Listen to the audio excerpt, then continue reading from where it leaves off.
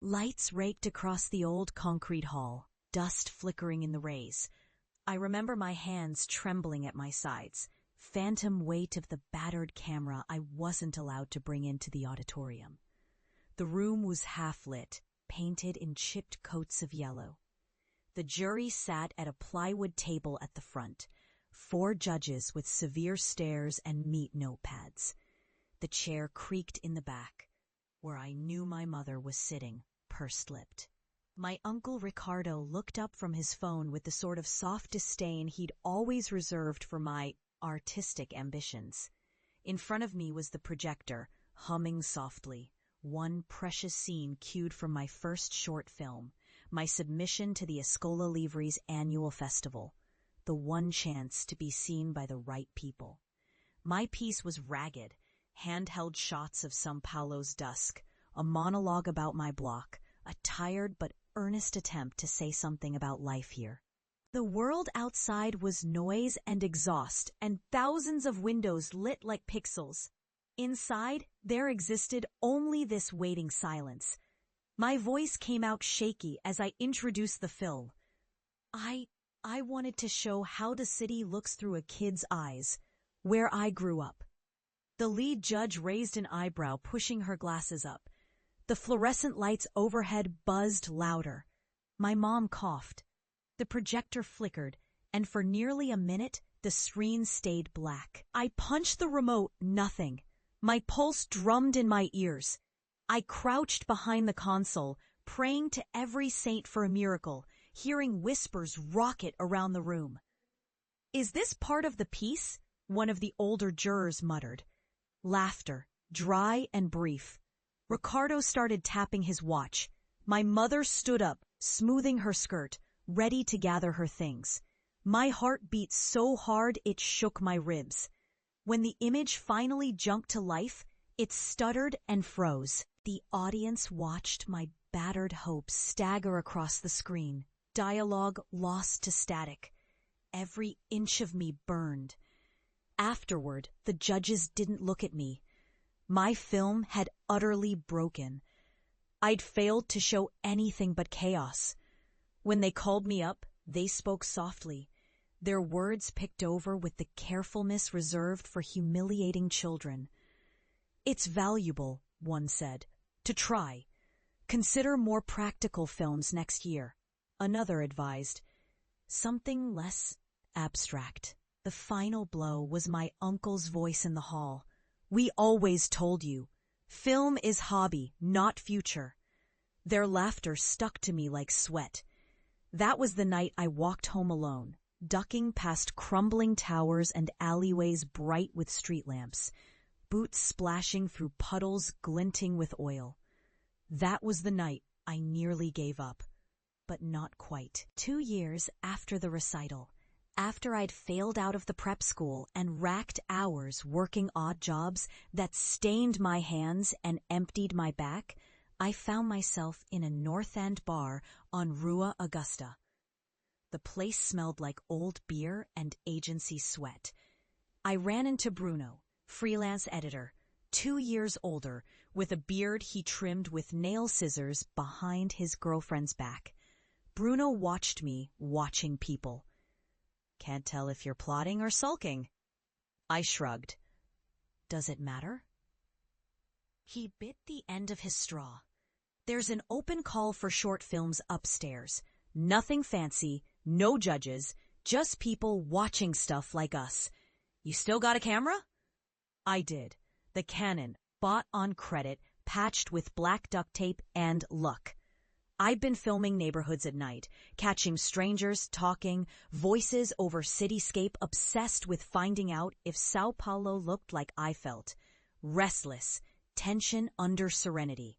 Bruno said, "Go submit something," and for hours, his words rattled around my skull. When the bar emptied, I stayed. The bartender's nephew, Paolo, asked, "You want anything before I close up?" "Just a light." That night, I filmed from my window, tracing neon buses and stray cats. I pieced a story together, my old neighborhood's unlit windows and dry washing lines stretching from balcony to balcony. It was junk, shaky, and raw, but it had my blood in it. The next Thursday, I went back to the bar, sweating under the weight of my camera and the city's smog. The screening was intimate, 20 chairs, laundry lines at the window, pizza slices on chipped plates. I wasn't the worst. I wasn't even the weirdest. When my short played, people nodded. A woman whispered "bonito" to her friend. It wasn't a revolution, but it wasn't humiliation. I found Bruno after the show. "See?" he said, clapping my back. "Told you. You keep making stuff." I dropped my eyes, uncertain. "Does it count if it only plays in bars like this?" He frowned. "Everything counts. You just have to keep going." The next 5 years slid by, half in darkness, half in the cold blue gleam of editing screens. I took every scrappy gig that came my way. Birthday parties, graduation montages, corporate brand stories for hairdressers who wanted their shops to seem glamorous. Nights belonged to the city and to film. I watched São Paulo bleed and bloom, becoming my muse and my cage. I found stories in bus terminals, old men with stories that ached at the heart, teenagers solving Rubik's Cubes in the metro. I learned to listen. Every time I thought about quitting, when my mother called to remind me that Ricardo's son was finishing a law degree, or when the rent ate my last savings, I picked up the camera. Each time I came home, someone would mock. "Still playing director?" My uncle would crow, leaning in the doorway, gold ring flashing. My cousins jeered, their Instagram feeds full of vacation snaps, while I made do with rice and beans. I endured it, sometimes with rage gnawing at my insides, sometimes with cold serenity. They just couldn't see what I was trying to build. Maybe I barely could some days. But then something shifted. I met Ana at a screening. She had eyes that didn't flinch and a voice softer than rain. "Your films see things," she said, "most people ignore." She'd asked to help carrying tripods, lining up shots, calming the storm. With her, I learned to trust the work more than the noise. We filmed one short about an old shoemaker's last day at work. He wept, pressing a leather sole to his chest. The city gleamed behind him, oblivious. I edited for weeks. Ana found a micro-festival in Rio looking for intimately Brazilian shorts. We submitted it, our hearts in our throats. It was selected. When they showed it in Rio, in a theater that smelled of velvet and sweat, people clapped. One juror stood up to talk about the emotional honesty. I drank it in. The little film found life on the web bloggers in Portugal, strangers in New York, all writing to say, "His story is my story." We didn't make money, not then, but we tasted what it could mean to reach people, to matter. I worked twice as hard after that. One fall morning, Ana called with trembling excitement. "You've been shortlisted," she said. "Look."